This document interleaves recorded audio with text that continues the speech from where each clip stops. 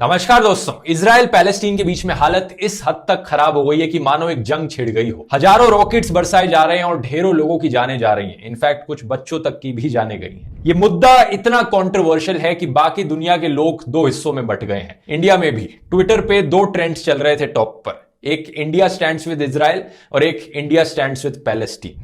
कौन यहां पर सही है और क्यों यह मुद्दा शुरू हुआ, फिर से क्यों यह जंग शुरू हुई, आइए जानने की कोशिश करते हैं आज के इस वीडियो में।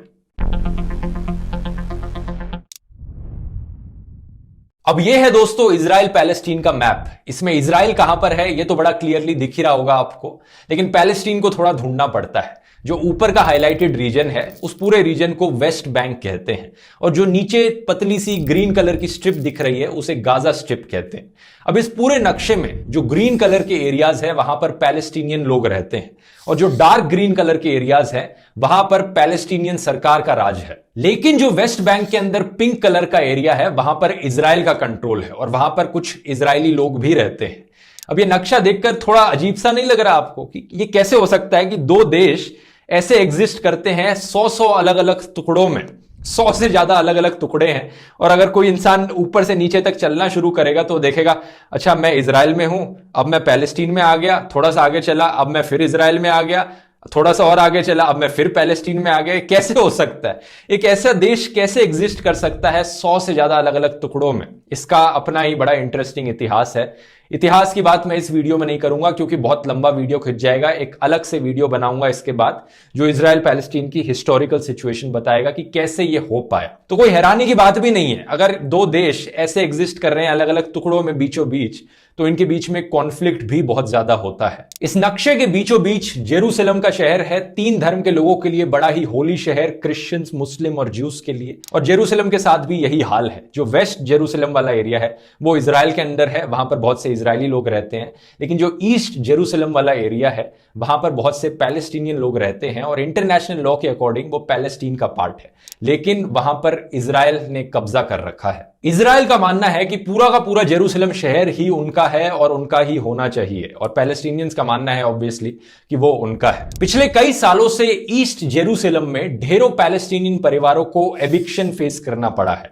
मतलब इजरायली सरकार पर आरोप लगाया गया है कि उन्होंने जबरदस्ती ढेरों पैलेस्टीनियन परिवारों को अपने घरों से बाहर निकाल फेंका। अब दूसरी तरफ अगर हम बात करें गाजा स्ट्रिप की तो वहां पर कहानी काफी अलग है। वहां पर पैलेस्टीनियन सरकार का कंट्रोल नहीं है, बल्कि वहां पर कब्जा कर रखा है एक militant group slash political party Hamas ने। अब जो पैलेस्टीनियन प्राइम मिनिस्टर है जो वेस्ट बैंक में डार्क ग्रीन एरियाज पर रूल करते हैं, उनका भी कंट्रोल नहीं है गाजा स्ट्रिप पर, क्योंकि ये हमास ने पूरा कब्जा कर रखा है इस गाजा स्ट्रिप पर। और कुछ कंट्रीज दुनिया में जैसे कि यूएसए, इजराइल और यूरोपियन यूनियन और जापान, ये कंट्रीज मानती हैं कि हमास एक टेररिस्ट ग्रुप है। लेकिन दूसरी तरफ कुछ कंट्रीज हैं जैसे कि यूके और ऑस्ट्रेलिया जो सिर्फ हमास के मिलिटेंट विंग को एक टेररिस्ट ग्रुप मानती हैं। लेकिन तीसरी तरफ कुछ ऐसी भी कंट्रीज हैं जैसे कि चाइना, रशिया, टर्की, ईरान और नॉर्वे जो हमास को कंप्लीटली एक टेररिस्ट ग्रुप नहीं मानती। हमास और इजरायली मिलिट्री अक्सर एक दूसरे के ऊपर रॉकेट्स फेंकते रहते हैं। हालांकि इजराइल के पास एक आयरन डोम है जो कि बहुत अच्छा डिफेंस सिस्टम है जो उन्हें प्रोटेक्ट करके रखता है हमास की तरफ से आने वाले रॉकेट्स से। तो जो रॉकेट्स की फायरिंग है और एयर स्ट्राइक्स है वो गाजा और इजराइल के बीच होते हैं। वहां पर वेस्ट बैंक वाले पैलेस्टीन का कुछ ज्यादा लेना देना नहीं है, वहां से कोई रॉकेट्स नहीं फेंके जाते इजराइल की तरफ, क्योंकि वहां पर बीचों बीच इजरायली लोग भी रहते हैं। लेकिन at the same time Gaza में जो बॉर्डर है वो बड़ा क्लियरली डिफाइंड है। गाजा के अंदर कोई इजरायली लोग नहीं रहते, बड़ा क्लियर डार्क ग्रीन कलर की स्ट्रिप है। इनफैक्ट गाजा के चारों तरफ कंप्लीट ब्लॉकेड लगा रखा है इजराइल ने। एक तरफ इजराइल ने ब्लॉक कर रखा है और दूसरी तरफ इजिप्ट ने ब्लॉक कर रखा है गाजा को कंप्लीटली। इन्हें इकोनॉमिकली भी कट ऑफ किया गया है बाकी पूरी बाहर की दुनिया से। इसी की वजह से गाजा के अंदर जो अनएम्प्लॉयमेंट रेट है, बेरोजगारी है, वो बहुत ज्यादा हाई है। जो भी पैसा गाजा के अंदर आता है अक्सर बाहर की दुनिया उन्हें मदद करना चाहती है वहां रहने वाले लोगों की। ज्यादातर टाइम हमास उस पैसे का इस्तेमाल करता है हथियार खरीदने के लिए और रॉकेट्स फेंकने के लिए। तो इस डिफरेंस को समझना यहां पर बहुत जरूरी है। जो बॉर्डर को लेकर प्रॉब्लम्स हैं, लोगों को घरों से बाहर निकालकर फेंका जा रहा है, ये प्रॉब्लम्स है। और जहां पर इजराइल को अक्यूज किया जा रहा है कि उन्होंने कब्जा कर रखा है जमीन पर, वो वेस्ट बैंक में है और गाजा में हमास है। अब इस बैकग्राउंड नॉलेज को आपने समझ लिया तो अब बात करते हैं करंट इवेंट्स की। ऐसा कहा जा सकता है कि यह करंट इशू शुरू हुआ शेख जर्रा के मुद्दे से। ईस्ट जेरूसलम में शेख जर्रा एक नेबरहुड है जहां पर कई पैलेस्टीनियन परिवारों को ऑर्डर दिया गया अपना घर छोड़कर जाने के लिए। साथ ही साथ अभी एक हफ्ते पहले कुछ एक्सट्रीमिस्ट राइट विंग ज्यूज ने बड़ी भड़काऊ रैलीज निकाली इन ईस्ट जेरूसलम के नेबरहुड से, जहां पर इन्होंने नारे लगाए डेथ टू अरब्स। जब ये रैलियां निकली, ज्यूज और अरब मुस्लिम कम्युनिटीज के बीच में टकराव हुआ, टेंशंस बढ़ी और आग में घी डालने का काम किया extreme right wing Israeli politicians ने। जैसे कि ये लोग, इन्होंने भाषण दिए, अपने बड़े ही भड़काऊ भाषण दिए, कहा कि ये पूरा शहर हमारा है और इससे सिचुएशन और बिगड़ गई। 7 मई की बात है कि पैलेस्टीनियन लोग प्रोटेस्ट कर रहे थे इन्हीं एविक्शंस के खिलाफ। ये प्रोटेस्ट वायलेंट हुए, पत्थरबाजी हुई, इजरायली पुलिस ने सिचुएशन कंट्रोल करने की कोशिश करी, क्रैश करे पुलिस के लोग और प्रोटेस्टर्स और दोनों तरफ लोग इंजर्ड हुए। 10 मई की बात है कि इजरायली पुलिस अल अक्सा मस्जिद के अंदर घुसी और वहां पर पैलेस्टीनियन लोगों पर रबर बुलेट्स फायर करी गई और स्टन ग्रेनेड्स फेंके गए जो लोग वहां पर प्रे करने के लिए आए थे। हालांकि इजरायली पुलिस का कहना है कि उन्हें पहले से खबर थी कि कुछ पैलेस्टीनियन लोग मस्जिद के अंदर पत्थर इकट्ठे करके बैठे हैं जो वो उन पर फेंकेंगे जो राइट विंग लोग वहां से रैलियां निकाल रहे थे और डेथ टू अरब के नारे लगा रहे थे। इस मस्जिद के इंसिडेंट की खबर सुनकर हमास ग्रुप ने एक अल्टीमेटम दिया इजरायली सरकार को कि मस्जिद से इजरायली पुलिस को हटा लें, नहीं तो हम हमला बोल देंगे। हालांकि ये पैलेस्टीनियन लोग जो वेस्ट बैंक में रहते हैं उनका हमास से इतना लेना देना नहीं है, लेकिन फिर भी हमास ने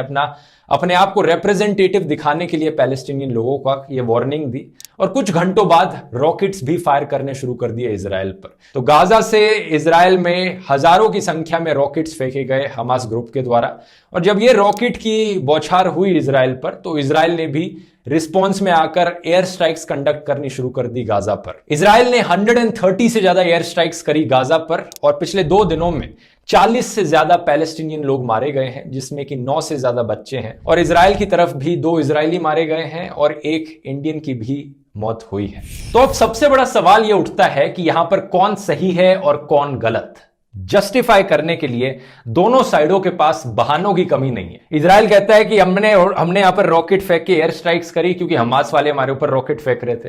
ये हमास वाले कहते हैं कि हमने रॉकेट फेंके क्योंकि इजराइल ने जाकर मस्जिद में हमला किया। इजराइल कहते हैं कि हमने मस्जिद में अटैक किया क्योंकि वहां पर लोग पत्थरबाजी कर रहे थे। वो पत्थरबाजी करने वाले लोग कहते हैं हमने ये किया क्योंकि ये हमारी जमीन हड़प रहे थे। ये कहेंगे नहीं, हम जमीन नहीं हड़प रहे थे क्योंकि ये एक लीगल मैटर था, इस चीज को कोर्ट में फाइनल किया गया था। और फिर बात हिस्ट्री पे चली जाएगी। मतलब ये बात पीछे जाती रहेगी। दोनों साइडों के पास बहानों की कमी नहीं है, एक के बाद एक एक्सक्यूजेस देंगे, फिर हिस्ट्री पर आ जाएगी कि तुमने पिछली 1967 की जंग में ये हुआ था, वो हुआ था। लेकिन कुछ चीजें हैं जो बड़ी क्लियर हैं, मुझे लगता है, जिन्हें हमें ध्यान रखना चाहिए इस सिचुएशन में। सबसे पहली चीज, इंटरनेशनल ऑब्जर्वर्स का क्या कहना है। यूरोपियन कमीशन का कहना है कि इजराइल जो एविक्शंस कराने लग रहा है यहां पर, वो ह्यूमैनिटेरियन ग्राउंड्स पर इलीगल है और उससे ग्राउंड पे टेंशंस बढ़ती हैं। United Nations office of the high commissioner for human rights का कहना है कि जो लॉ इजराइल यहां पर लगा रहा है वो इनहेरेंटली डिस्क्रिमिनेटरी है और जो इजरायली सिविलियंस को ऑक्यूपाइड करने के लिए भेजा जा रहा है जमीन, वो प्रोहिबिटेड है under international humanitarian law and it may amount to a war crime. तो इससे ये तो क्लियर है कि इजराइल जो वेस्ट बैंक के एरियाज में ऑक्यूपेशन करने लग रहा है और पैलेस्टीनियंस को एविक्ट करने लग रहा है, ये गलत है अकॉर्डिंग टू इंटरनेशनल ऑब्जर्वर्स। लेकिन क्या इसका मतलब ये हुआ कि जो हमास करने लग रहा है वो सही है? बिल्कुल भी नहीं। इनफैक्ट हमास के जो रॉकेट्स हैं वो अक्सर इजराइल के आम शहरों पर पॉइंट किए जाते हैं जहां पर आम जनता को बहुत खतरा पहुंचता है। ये तो अच्छी बात है कि इजराइल के पास इतना अच्छा डिफेंस सिस्टम है, एक आयरन डोम है, जिसकी वजह से ज्यादातर रॉकेट्स जो हमास भेजता है वो एक्चुअली में उनसे कोई डिस्ट्रक्शन नहीं होती, उनसे कोई कैजुअलिटीज नहीं होती। बहुत कम कैजुअलिटीज हुई हैं इजराइल की साइड पर। लेकिन हमास के रॉकेट्स अगर एक्चुअली में लग जाएं और ये प्रोटेक्शन ना हो तो बहुत सारे इजराइल में रहने वाले लोगों की जानें जाएंगी। वायलेंस के रिस्पॉन्स में वायलेंस और उसके रिस्पॉन्स में और वायलेंस, इससे सिचुएशन सुधरती नहीं है, इससे वायलेंस एक्सपोनेंशियली बढ़ता रहता है। जैसा गांधी जी ने कहा था, an eye for an eye makes the whole world blind. दूसरी चीज है कि अभी तक जो सिचुएशन है उसके अकॉर्डिंग 60 से ज्यादा लोग मारे गए हैं जिनमें 17 से ज्यादा बच्चे थे। ये सब इंसान थे। लेकिन प्रॉब्लम ये है, अनफॉर्चुनेट रियलिटी ये है कि इजराइल और पैलेस्टीन में रहने वाले एक्सट्रीमिस्ट लोगों को यहां पर इंसान नहीं दिखते, उन्हें बस टेररिस्ट दिखते हैं। इजरायलियों को लगता है ये सारे पैलेस्टीनियन लोग टेररिस्ट हैं और कुछ पैलेस्टीनियन को लगता है कि ये सारे इजरायली लोग टेररिस्ट हैं।